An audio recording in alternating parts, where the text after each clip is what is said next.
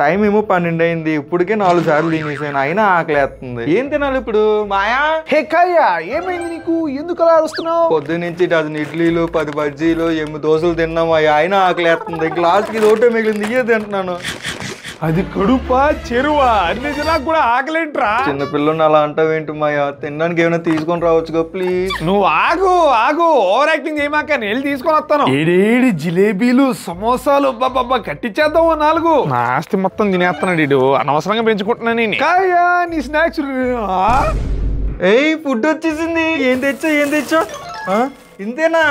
4 సమోసాలు జిలేబీలు సరిపోయింట్రా? అయ్యా పాకుంటే 10 నిమిషాలు అయిపోతాయి. సరేగాని ఈ ల్యాప్టాప్ లో ఫోన్లు ఏంది? అమెజాన్ ప్రైమ్ డే సేల్ జరుగుతుంది కదా మాయా, అందులోనే కొన్నాను ఇవన్నీ. కానీ నాకు ఈ ఫోన్ ఈ ల్యాప్టాప్ నచ్చింది మాయా. ఇవన్నీ ఇసిరేయడమే. ఇంకా ఇసిరేయడమేంట్రా? డబ్బులు పోకు కదా. నాకేంటి, నీకు ఒక్క డబ్బులు కట్టింది నీ కాడుతోనే. నీ బెడ్ మీద దొరికేసింది ఇది.